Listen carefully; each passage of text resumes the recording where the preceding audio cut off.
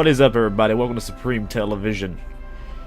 Today we're going to be talking about the new DLC that was recently announced for Hearts of Iron 4. It's Hearts of Iron 4, Waking the Tiger.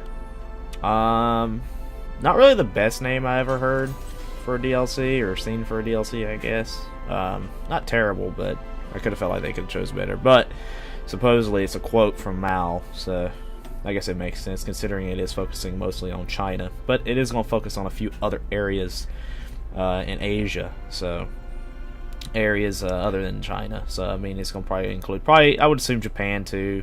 Might get a few changes as well. They have a dev diary, which I'll link in the description. Also, that's not the only thing I wanted to talk about. I wanted to talk about the discontinuing of the season pass for season pass number 1, or expansion pass number 1, whatever you want to call it. And for those who had it, great. For those who didn't, that's not. I mean, that's just too bad, because they announced that not only will Waking the Tiger be included with the expansion pass, but so will the next DLC, which is supposed to be priced around $20 as well, which is something else I also want to mention. They did announce the price. It will be $19.99 for Waking the Tiger, which is kind of it's a pretty steep price. But if they include another, like, I don't know, like, if they can include quite a bit of content, then it could justify the price. However, $20 is always a hard sell. I mean, a lot of major RPGs sell their expansions at $20, but you got to keep in mind those are RPGs, which I guess you could kind of put Paradox games in those categories, considering how much replay value they offer in their titles. But that comes to, that's kind of a hard, it's still hard to sell. But people who have the expansion pass are great, including myself. They discontinued it. They didn't really mention why, other than that it just didn't fit their scheduling time frame or something like that. The way I look at it is that I don't think they just want to deal with an expansion pass. They rather you buy the DLCs individually rather than promising you something. But I think for people who've already bought it, at least they're giving them something extra. They felt like they wasn't giving enough, which, I mean, that's cool, I guess. I mean, I'm happy to hear that, but I don't know if that's really the true story to all that or not. So not only will we be getting Waking the Tiger, but we're getting another DLC after that. And by the way, you are watching Hearts of Iron gameplay in the back. This is where I form Austria-Hungury, and you just saw there Kiev got nuked, which I wasn't expecting. World War III basically started in this playthrough that I've done. World War II was ended. The Allies kind of came on top. I am part of the Central Powers. I am not part of the Allies or the Comintern, so I kind of stayed neutral. And I'm going to keep playing this, so I'll probably upload a video showing the outcome of this, because this is really interesting to see the Allies go with the Soviet Union here. But anyway, back on track. Yeah, so it's going to be $19.99 for those who don't have the expansion pass.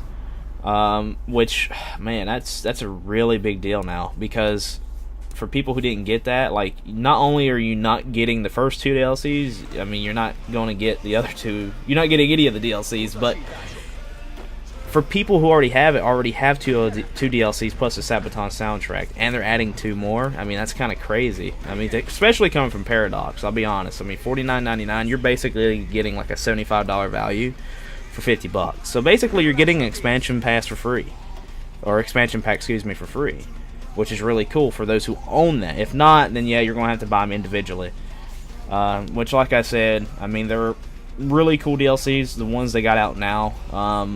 One's $10, one's $14.99, so they're a little bit more reasonable. This new one coming out for $20, it better have a lot of content, or they're going to really upset a lot of people who do put money into it. Buying them individually. But yeah, they're discontinuing the season pass, which kind of is shocking to me. I remember getting on and checking. I was like, "Where's the expansion pass? Is this going to be included or whatever?" And then I found out on the forum where they've updated it. So yeah, I mean, that's kind of crazy. But Awakening the Tiger will be focusing on Asia, particularly China, which is kind of funny. It seems like every Paradox title in the last, I don't know, 2 months has been focusing on something in China or Asia. Europa literally got theirs done, I think, like 6 months ago, and then you have Crusader Kings, now Hearts of Iron. It's just kind of crazy to see that. It's just like they all had this planned out, I guess, from the beginning to focus on Asia in all their games, which is neat. I'm glad to see them going to Asia in Hearts of Iron. I think it's an area that does need some working and some focuses. So it's cool to see them that. I'm wondering what the next expansion pack will be, considering they've already technically announced it. Oops, somebody sent me a text. But considering they've already announced it, I would assume the next one, this is just my prediction, they're probably going to focus on Europe. I know they've already focused on Central Europe, which was actually, I enjoyed that one. That was a good one, especially forming Austria-Hungury here. I actually enjoy doing that. I feel like they're going to go back to Europe and focus on that. If not that, the Middle East, because the Middle East could, use some other interesting focuses and stuff as well. Well, if you're watching this gameplay, you can see the Middle East has been basically conquered by the Soviet Union. I mean, they've made them all into their puppets of communist Middle East, including Afghanistan, which is kind of ironic, considering they tried to do that in the 80s, but was unable to do that, but was able to do it in this game in 1948. So I guess that makes sense. Whatever. But yeah, it's kind of a lot coming on right now. It's cool to hear that they're giving expansion holders another DLC after this one. That's going to be probably $15-20. They mentioned that on their forum. I even found an expansion pass FAQ, which they updated. So like I said, you're almost going to be getting like a $75 value for really $50, because they've already, if they include this one, it'd be about $50, but including the Sabaton, that's $50. Another 20, yeah, so about $70, 75. So you're basically getting an expansion pack for free, and they just nuked the Soviet Union again. But that's so cool seeing the Duke. That's crazy. But it's going to be interesting to see what the next expansion pass is. I wonder how big of a backlash they're going to get for not selling expansion anymore. I don't know how many people bought into the expansion. I know I did and a few others, but really I don't hear a lot of people talking about it for me to really know if it was a huge sell. Evidently it wasn't big enough for Paradox to care, because they just took it away and they're giving those same pass holders an extra expansion. So then maybe they're just very few of those people who got that pass, or maybe a lot of people did get that pass, but I don't know. Like I said, it'd be interesting to see how that goes. So a release date they haven't really announced. I'm assuming 2018. Usually after they announce an expansion for any Paradox title, it usually comes out like a month later or 2 at most. Except for Jade Dragon. It feels like they've announced that so long ago. When did they announce that? August? Was it August they announced that? September, October. It's about 3 months for that one. So I mean, really, usually they when they announce it, they usually release it within a month, 3 months at most. And they actually went ahead and gave a price point for $19.99, which is kind of different. Usually they don't give their expansions a price until like right before that release date. But yeah, and as always, there's going to be a free patch included with this. So Hearts of Iron is going to get a free patch. It's going to do some bug fixes and stuff too, which is nice. It does keep these games going longer. They're really great if you have not experienced any of these games. In my previous videos, I mentioned that I'm probably going to do a playthrough. I'm kind of waiting before I start playthrough in Jade, or Crusader King, excuse me, because of Jade Dragon.